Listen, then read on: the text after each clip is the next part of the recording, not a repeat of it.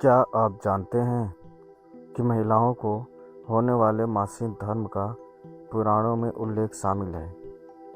उन्हें मासिक धर्म क्यों होता है, इस पर एक पौराणिक कथा भी मौजूद है जो इंद्रदेव से संबंधित है। भागवत पुराण में वर्णित एक कथा के अनुसार एक बार बृहस्पति मुनि, जो देवताओं के गुरु थे, वे इंद्र से काफ़ी नाराज हो गए। इसके चलते असुरों ने देवलोक पर आक्रमण कर दिया और इंद्र को अपनी गद्दी छोड़कर भागना पड़ा। असुरों से खुद को बचाते हुए वे सृष्टि के रचनाकार भगवान ब्रह्मा के पास पहुँचे और उनसे मदद मांगने लगे।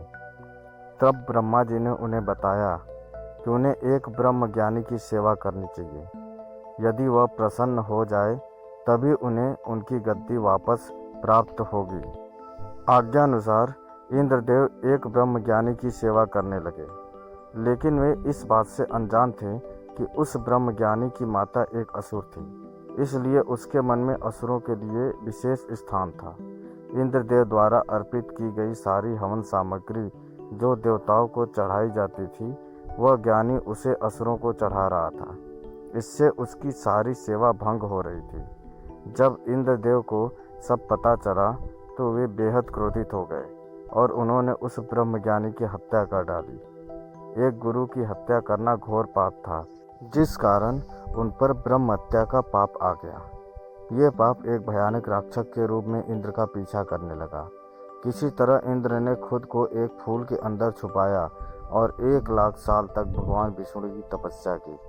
तपस्या से प्रसन्न होकर भगवान विष्णु ने इंद्र को बचा तो लिया, लेकिन उनके ऊपर लगे पाप से मुक्ति के लिए एक सुझाव दिया।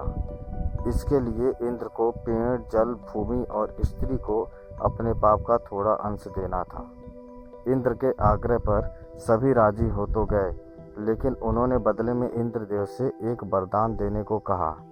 सबसे पहले पेड़ ने उस पाप का 1/4 हिस्सा ले लिया, जिसके बदले इंद्र ने उसे एक वरदान दिया। वरदान के अनुसार पेड़ चाहे तो स्वयं ही अपने आप को जीवित रख सकता है। इसके बाद जल को पाप का हिस्सा देने पर इंद्रदेव ने उसे अन्य वस्तुओं को पवित्र करने की शक्ति प्रदान की। यही कारण है कि हिंदू धर्म में आज भी जल को पवित्र मानते हुए पूजा पाठ में इस्तेमाल किया जाता है। तीसरा पाप इंद्रदेव ने भूमि को दिया। इसके वरदान स्वरूप उन्होंने भूमि से कहा कि उस पर आई कोई भी चोट हमेशा भर जाएगी। अब आखिरी बारी स्त्री की थी।